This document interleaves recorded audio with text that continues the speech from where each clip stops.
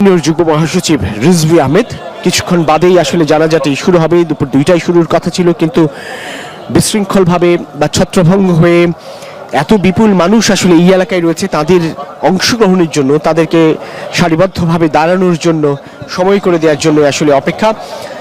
যে কোনো সময়ই জানাজা অনুষ্ঠিত হবে, কিন্তু তার আগেই হয়তোবা খানিকটা সংক্ষিপ্ত বক্তব্যের পর্ব থাকতে পারে, যেখানে প্রধান উপদেষ্টা ডক্টর মোহাম্মদ ইউনূস এবং বিএনপির ভারপ্রাপ্ত চেয়ারম্যান তারেক রহমান পুত্র হিসেবে, দলের চেয়ারম্যান হিসেবে নয়, দলের ভারপ্রাপ্ত চেয়ারম্যান হিসেবে নয়, দলের নেতা হিসেবে নয়, একজন সন্তান হিসেবে মায়ের এই শেষ বিদায়ে সাধারণের প্রতি হয়তো আবারও কৃতজ্ঞতা প্রকাশ করবেন, সাধারণের প্রার্থনাই চাইবেন, কামনা করবেন, স্রষ্টার কাছে তার বিদেহী আত্মার মাগফিরাত কামনা করবেন।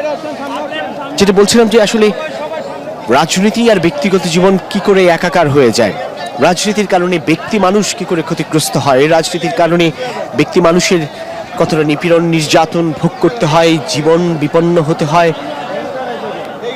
কি কষ্ট ভোগ করতে হয়, এই যেন একটা বড় উদাহরণ এই পরিবার এবং বেগম খালেদা জিয়া, যিনি পরিবারকে তুচ্ছ করেছেন, যিনি নিজের কারাবন্দিত্ব বরণ করে নিয়েছেন, পারলেন মানে স্বেচ্ছায় খানিকটা সচ্ছল সুখ নিরাপদ জীবনযাপন করার মতো অবারিত সুযোগ ছিল তার, সেটি গ্রহণ করেননি। বেছে নিয়েছেন জনগণকে, বেছে নিয়েছেন রাজপথকে, ক্ষমতাকে নয়, জনতাকে।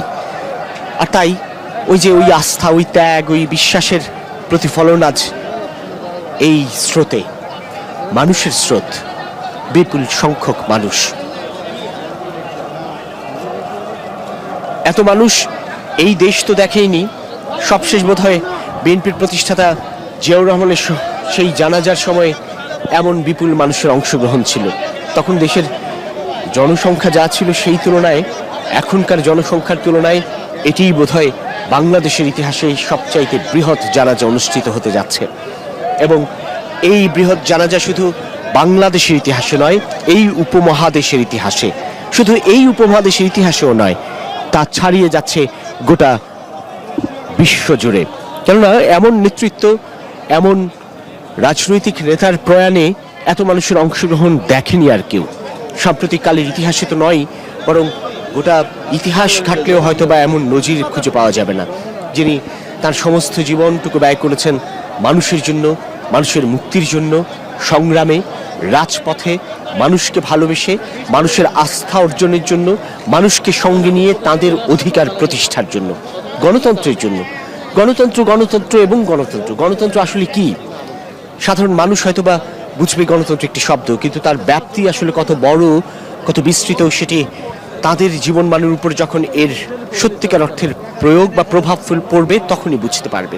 গণতন্ত্র হচ্ছে সেটি, যেই গণতন্ত্রে মানুষের বা জনগণের শাসন প্রতিষ্ঠিত হয়, যেই সরকার ব্যবস্থায় সাধারণ মানুষ তাদের সুষ্ঠু নির্বাচনের মধ্য দিয়ে, ভোটাধিকার প্রতিষ্ঠার মধ্য দিয়ে, মত প্রকাশের মধ্য দিয়ে তারা তাদের জনপ্রতিনিধি নির্বাচন করতে পারেন, আর সেই জনপ্রতিনিধি তাদের প্রতিনিধি হয়ে জীবনমান, জনগণের, জনপদের জীবনমানের উন্নয়ন ঘটাতে পারে।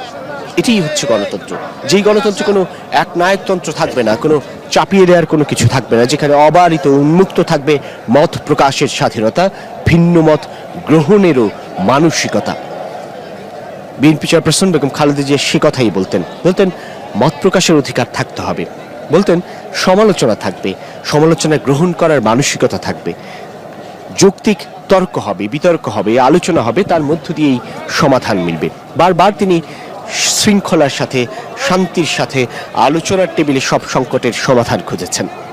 রাজপথে বিশৃঙ্খল পরিবেশ, সহিংসতা, সেসবে তিনি বিশ্বাস করতেন না। তিনি বিশ্বাস করতেন না বিভেদ, বিভ্রান্তি, হিংসা, উগ্রতা, ঘৃণা। তিনি বিশ্বাস করতেন মানুষ ও মানুষের এক অপূর্ব মেলবন্ধনের। তিনি বিশ্বাস করতেন সংহতির।